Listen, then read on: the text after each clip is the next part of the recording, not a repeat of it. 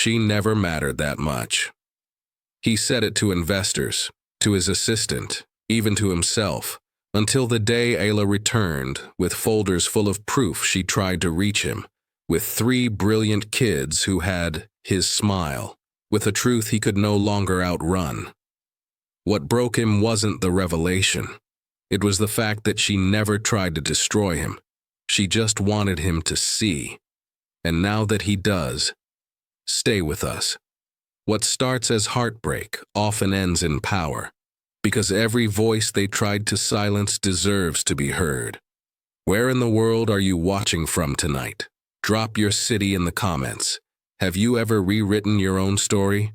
Let us know in the comments below.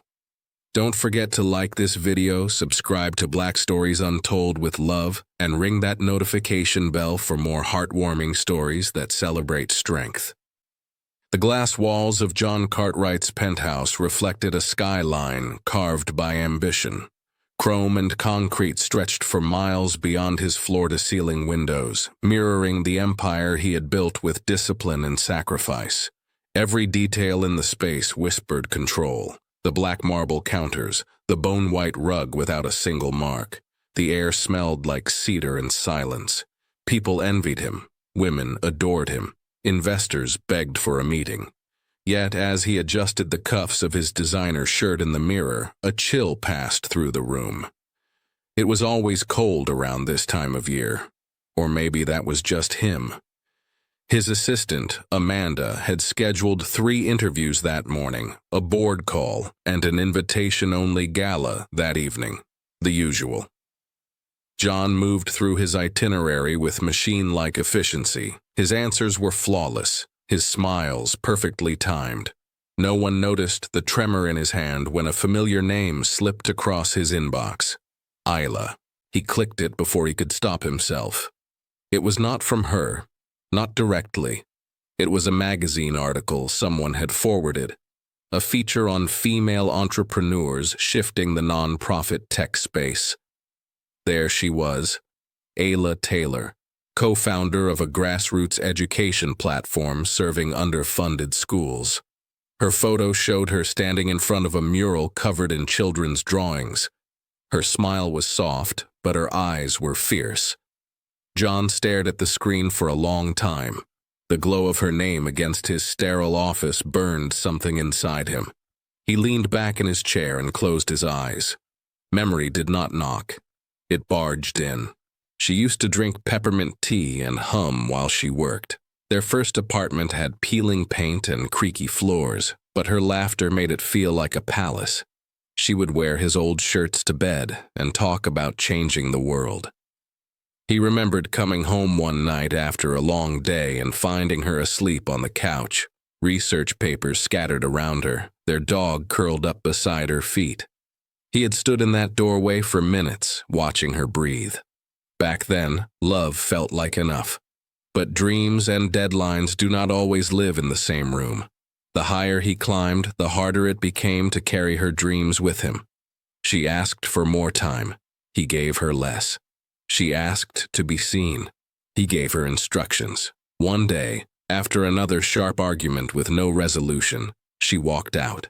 She had packed quietly, left her key on the counter. No drama, no breakdown, just a soft goodbye and a silence that never left. John told everyone she could not handle the pressure, that she needed too much, that she fell apart too easily. He convinced himself she had been broken long before he met her. But alone, in the dark, he sometimes heard her voice. Not the way she sounded when angry, the way she sounded when she still believed in him. He opened the file drawer beside him. Buried in the back was their divorce agreement, crisp, cold, final. He had signed without hesitation. At least that is what he told himself. In truth, his hand had shaken then too. Outside, the city buzzed with life. Cars moved like blood through arteries of glass. But inside, John sat frozen. The name Aila Taylor had reopened a door he had sealed with pride, and behind it, something waited. Something he was not ready to face, not yet. The lobby gleamed beneath golden chandeliers. a masterwork of polished marble and elegance designed to impress. John Cartwright moved through it like a ghost, his attention fixed on the final prep for the grand opening of his newest hotel. The press would arrive within the hour. His assistant trailed him, whispering reminders and nodding at staff who scattered at the slightest frown. Everything was going according to plan, until it wasn't. He saw her before he registered that he had stopped walking. At first, it was the way her posture carved the space around her. Upright, grounded, unshaken.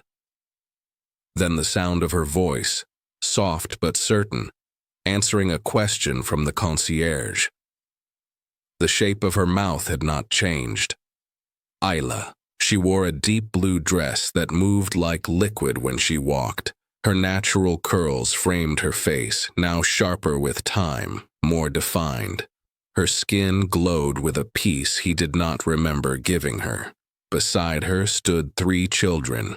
One leaned into her hip. The other 2 looked around the lobby, wide-eyed and observant. John felt the breath leave his chest. A boy with tight coils and dimples broke into a grin at something Aila whispered. That grin. It mirrored a smile John had seen in old photographs of himself at that age. One of the girls, standing slightly apart, tilted her head with quiet precision, studying him without fear. Her gaze did not waver. It pressed into him with a knowing stillness. He took a half-step back. The other child, a girl with curious eyes and a sketchbook clutched to her chest, looked up at the chandelier and whispered something to her brother. Aila responded softly, but never turned her head. She had seen John the moment he saw her. She just chose not to acknowledge him. He tried to move. Couldn't. His throat burned. The polished floor beneath his feet felt suddenly unstable. They began to walk past him, heading toward the glass elevators. As they passed, the boy glanced up again, smiling wide. John felt the world tilt. The girl's fingers brushed Aila's arm. "Mommy, is that man staring at us?" Aila's reply was low, her eyes never meeting his. "Just keep walking, baby." But it was too late. Her voice had cracked something open inside him. He turned, following them with his gaze until the elevator doors closed, sealing her away again. This time, not with silence, but with mystery. His assistant's voice pierced the daze. "Mr. Cartwright, we need you upstairs." John nodded, though he could not feel his feet. 5 years of distance, of silence, of justification. And now, without warning, she was here. Not with rage, not with a headline, but with 3 children who looked like a version of himself he barely remembered. He had designed this hotel to feel untouchable. Marble, gold, glass. But all it took was one glance from a child with his eyes to make it feel like it might shatter. He found her in the corner of the cafe, tucked near a window overlooking the city. The children were gone, taken upstairs by a young woman Aila introduced with a nod, likely a friend or nanny. John approached with the stiffness of a man holding himself together by force. Aila didn't rise. She watched him come closer with a calm that unnerved him more than anger ever could. He sat across from her, barely keeping his voice steady. The room buzzed around them, soft jazz playing, waiters moving quietly between tables. But in John's ears, there was only the echo of his own racing heart. "Are they mine?" Her eyes stayed on his, measured, cautious. "You tell me." He exhaled hard, hands flat on the table. "You should have told me I did." She opened her bag with the same calm she always used when making her point. Deliberate, controlled. She laid a slim folder on the table between them. Inside were copies, printed emails, scanned letters, phone logs, all addressed to him, dated 5 years ago, months after she left. Messages filled with heartbreak, updates, requests to talk. I reached out again and again. He stared at the pages, unable to lift them. His mouth opened, then closed. She let the silence work. Your assistant blocked every attempt. One told me to stop, said you didn't want to be contacted by anyone from your past. His vision blurred slightly, the weight of it all pressing into his chest. He remembered that season of his life, the way he buried himself in work, in silence, in the illusion that pain couldn't find him if he kept moving fast enough. Aila leaned forward, voice softer now. I wasn't trying to destroy you, John. I just thought you deserved to know. I didn't want anything from you. I still don't. You raised them alone. Yes. They think I'm dead? She looked away, not in shame but in protection. They know I loved someone once, that he wasn't ready, that I had to move forward. I never told them more than that. I didn't want them to hate you. That struck deeper than anything else. She had guarded his name even when he had erased hers from his world. He swallowed hard, the weight in his throat too heavy to speak around. Aila took the folder back, slipped it quietly into her bag. Her hands trembled now, not from fear, from the strain of holding back years of emotion. I didn't come here to disrupt your life. This was never about revenge. I just thought, maybe it was time you saw what you missed. John looked out the window, though he saw nothing. The reflection staring back at him was someone he barely recognized. He had built towers from steel and code. He had conquered markets, but he had lost something far more valuable. The truth had been there all along. It had waited, patient, unmoved. And now it sat across from him in the eyes of a woman who had once called him home. Aila met him again the next afternoon in a quiet lounge tucked behind the hotel's library, far from the noise of check-ins and champagne toasts. The space smelled like old paper and pinewood polish, the kind of room meant for reflection, not negotiation. She arrived on time, holding a slim leather folder against her chest like a shield. John stood when she entered but sat when she did, the silence between them tense but quieter than before. Without small talk, Aila laid the folder on the table and opened it. Inside were 3 color-coded binders, pastel green, sky blue, and soft lavender. She placed them in front of him one by one. That's Soraya. She's the oldest by 3 minutes. She loves words, reads anything she can get her hands on. She's been writing poems since she could hold a pencil. John's hand hovered over the lavender folder but didn't touch it. Eden is in the blue. She's our little scientist. Built a working radio from a cereal box and 2 batteries last month. His throat tightened. Julian is the green. He's quiet. Paints when he doesn't know what to say. His room is covered in canvases. John opened the first folder. Photos fell out. School portraits, art class snapshots, pages decorated with glitter and stickers. He turned them slowly. The children smiled up at him from each one, frozen in time. Each expression struck a place he thought long buried. Their faces were different but familiar. They were a mirror, softened and remade. He moved to the medical section. Notes. Asthma, allergies, Julian's peanut sensitivity, Eden's eczema. He memorized them without trying. Aila watched him but offered no commentary. Only when he reached the back of the 3rd folder did she speak again. They don't know you exist. He looked up. Her voice had dropped lower. Her fingers tightened around her coffee cup. I mean, they know someone was there. That there was a father once. But when they asked where he was, I told them what I thought you wanted. That he was gone. That he couldn't stay. I never said you died. But I never corrected them when they assumed it. The words knocked something loose in his chest. He wanted to be angry. He wanted to accuse her. But he couldn't. Not after reading about Eden's hospital visits and seeing Julian's watercolors. Not after hearing Soraya's name spoken with such care. He closed the folders and pressed his palms flat against them like he was trying to absorb time through skin. Why now? Aila took a moment before answering. Because they're old enough to notice the cracks in the story. Because you saw them, and they saw you, and maybe this time, you're ready. She didn't reach for his hand. She didn't offer warmth. She offered something harder.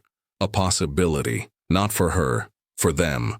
This isn't a second chance for us, John. I don't need you in my life. But they deserve the truth. And maybe more than that, they deserve the option to know you. She stood, gathering her coat but leaving the folders behind. John didn't move. He sat surrounded by pages that felt heavier than any boardroom deal he had ever closed. She paused at the doorway. If you walk through this door, walk for them. Not for guilt, not for image, for them. Or don't walk through it at all. And then she was gone. The first meeting he skipped caused ripples. The second caused panic. When John Cartwright walked out of the quarterly earnings call without a word, his board scrambled. Investors called. His assistant trailed him with a tablet and questions.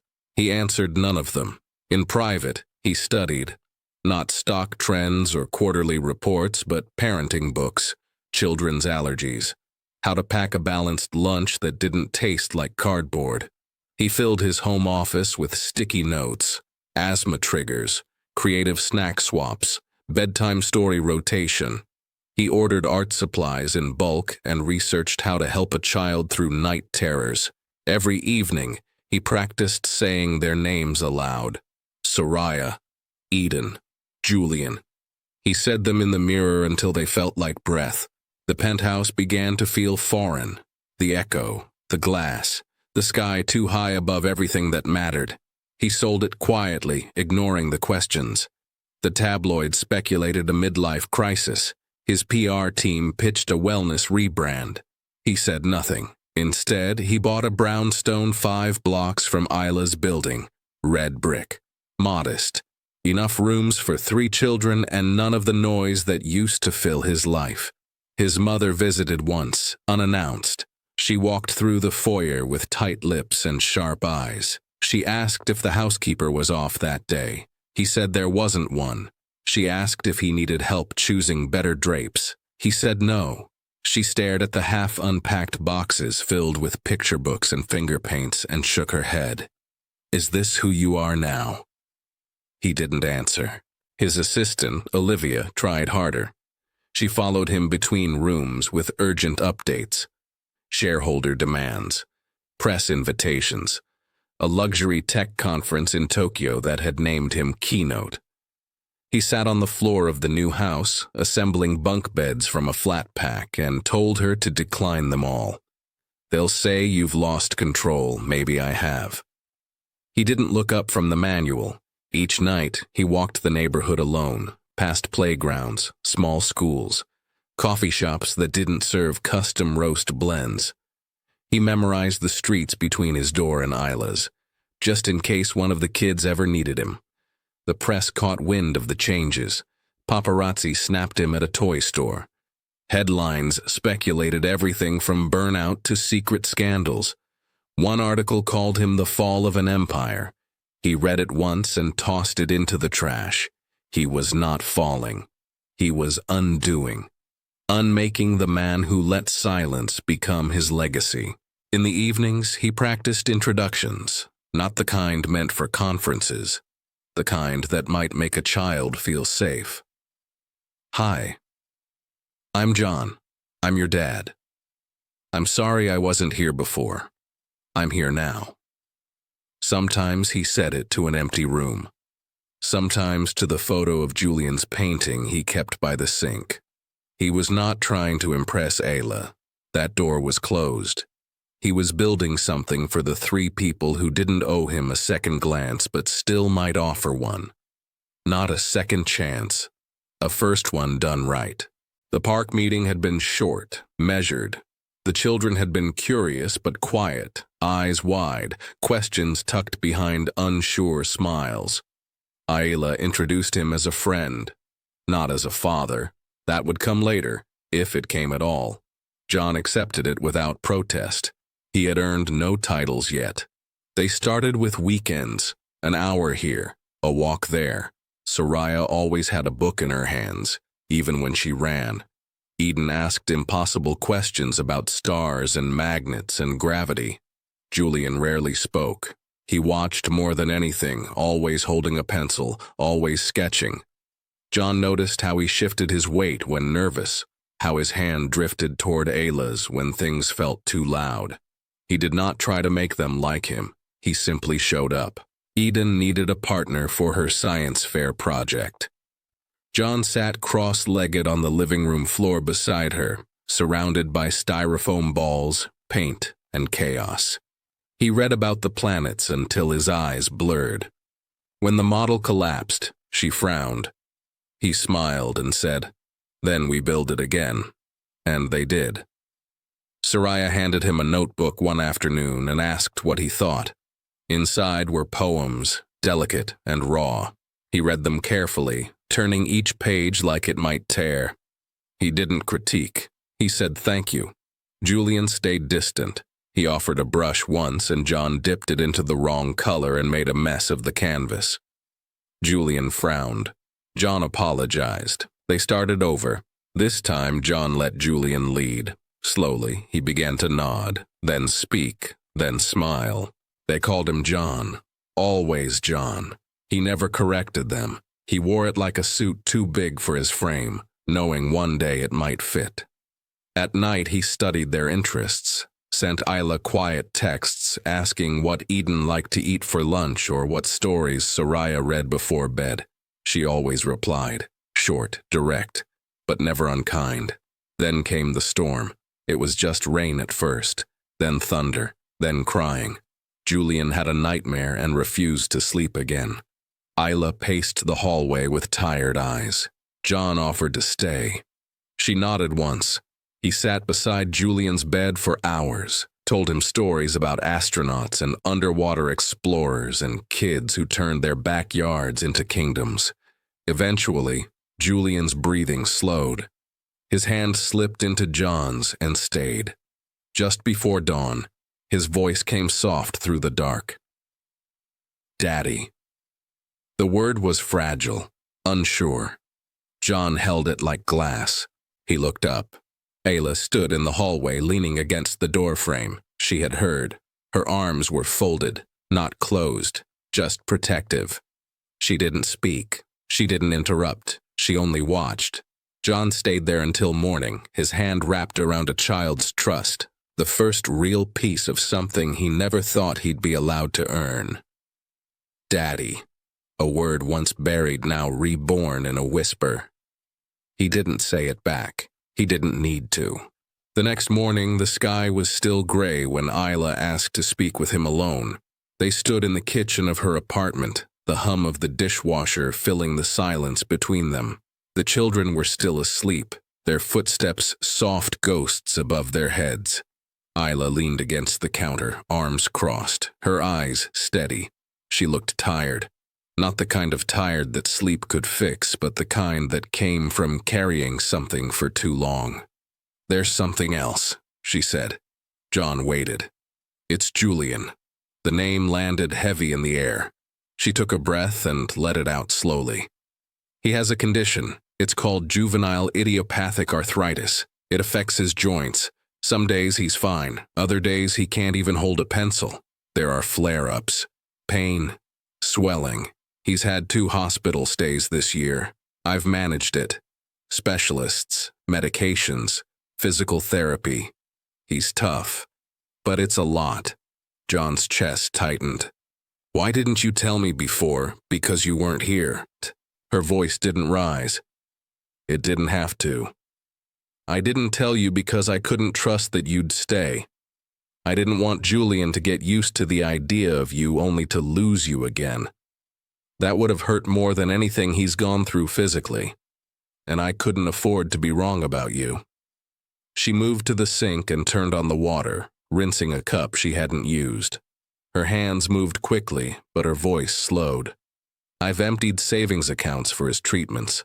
spent nights in hospital chairs alone. I never asked for help, not because I wanted to be the martyr, but because I didn't believe help would come. John stepped forward, slowly, carefully, like approaching a wounded animal, like approaching a woman who had learned to survive without him. I'm not going anywhere. You said that once before. This time it's not a promise. It's a decision. He placed a folder on the counter. Inside were insurance documents, specialist referrals, financial support plans he'd drafted with a private health consultant. He'd done the research, memorized the steps. There was no press release, no statement, just quiet action. I'm not doing this because I feel guilty. I'm doing it because he's my son, because they're my kids, and I love them, all of them. Aila looked down at the folder, then back at him. Her jaw clenched, but her eyes were softer. It's not just about paying bills, John. It's about showing up on the worst nights, the ones that don't make it into photo albums. Then let me show up. Every time, for every hard night. Upstairs, they heard a soft cough, light footsteps, Julian's voice drifting through the walls. Daddy, are we still going to paint today? John looked toward the stairs, then back at Aila. If he'll let me. Yes, she nodded, just once. But in that moment, it felt like the door between them had shifted. Not swung open, not yet, but it had moved. John didn't need her approval to love his children, but her trust. That was the beginning of something he wouldn't dare lose again. The call came late, after the house had gone quiet. John stood alone in his study, flipping through one of Julian's sketchbooks, when Olivia's voice broke through the speaker. It's your mother. She's filed for grandparents' rights. Emergency petition. It'll hit the news by morning. He felt the familiar chill at the base of his spine. Not from fear, but from fury carefully leashed. He thanked Olivia and hung up. Outside the window, the street was still. The world always looked its most peaceful before it cracked. The next day, the headlines spread like oil. Cartwright family rift. Custody battle for billionaire's children. Anonymous sources spoke of concern for the kids' stability. Rumors swirled of manipulation. Words like brainwashing and neglect attached themselves to Aila's name like thorns. John walked into the boardroom the following morning and faced a row of eyes waiting for his denial or retreat. Instead, he stood in front of a podium and gave them something else. My greatest mistake wasn't stepping away from the company. It wasn't even losing money. It was losing the woman who once believed I could be better, and abandoning the children I never knew existed until too late. His voice didn't waver. Aila Taylor did not poison my children. She raised them with grace and strength and without a dollar from my name. If anything has damaged their trust, it was my absence, not her presence. The silence that followed was the kind that echoed. Later that evening, he found his mother waiting in the brownstone's foyer, arms crossed, her pearls like armor. You've embarrassed this family, publicly. John closed the door behind him. You did that. Not me. They're Cartwrights, she snapped. They deserve to be raised with standards, not by some woman who… Stop. The word hit like a gavel. You don't get to talk about Aila like that. You don't get to weaponize bloodlines and think it's love. She blinked, stunned by the edge in his voice. They're my grandchildren. And if you can't love them for who they are, fully, unapologetically, then you don't deserve to be near them at all. His mother stared at him, speechless for once. John took a step closer, eyes level. They are not defined by the Cartwright name. That name is defined by them now, by their kindness, their brilliance, their strength. If legacy means anything, it should be worthy of them. The silence stretched between them like a blade. Finally, she turned without a word and walked out the door, her heels echoing against the stone. Upstairs, a light turned on. Eden peeked through the hallway rail, eyes wide. "Everything okay?" John looked up at her and softened. "Yeah, just settling something."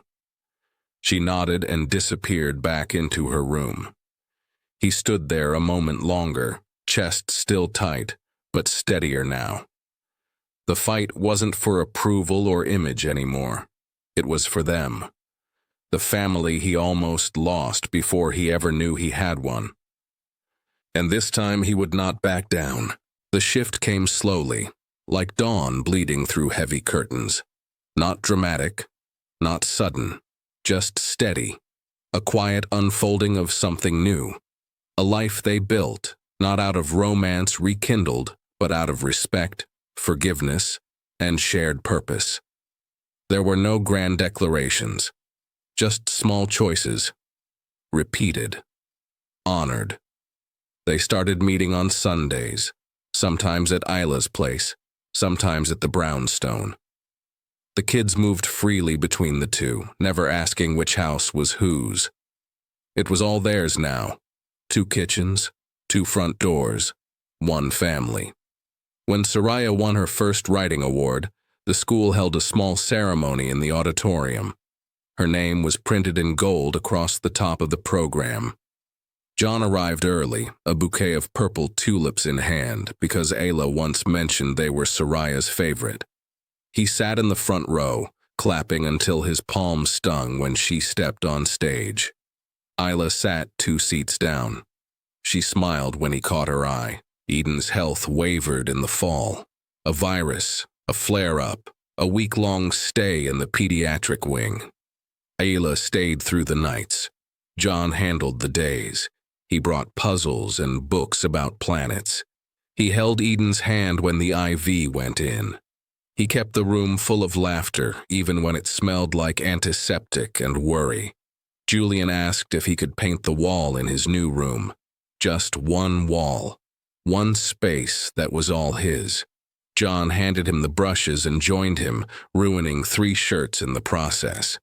They painted galaxies, forests, portraits of imagined creatures. Julian called it their wall. John never touched it again.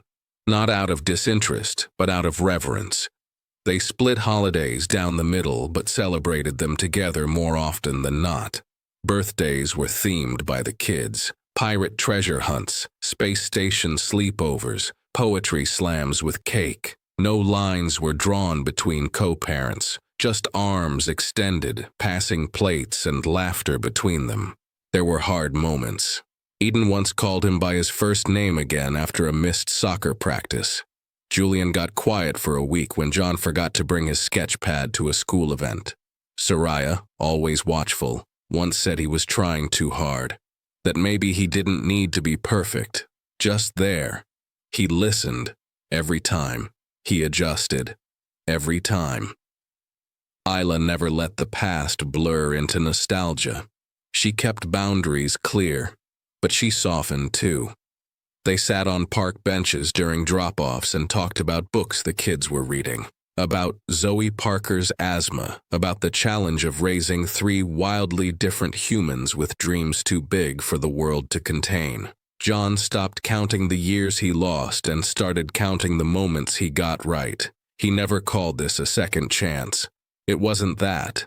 This was a first chance, a real one, to show up, to be enough. To be a father not by obligation, but by choice. Every day. And every day the choice felt more like home. The sun was gentle that afternoon, casting soft gold over the backyard they now called theirs. The grass had grown in full since the last frost, and the garden beds bloomed with the stubborn color only children could coax from soil. Laughter floated through the breeze, light, unfiltered, unchoreographed. Soraya stood barefoot, directing her siblings like a stage manager. Even though no one followed them exactly, Eden read instructions aloud from a gardening book. Julian knelt in the dirt, hands deep in the earth, steady and focused.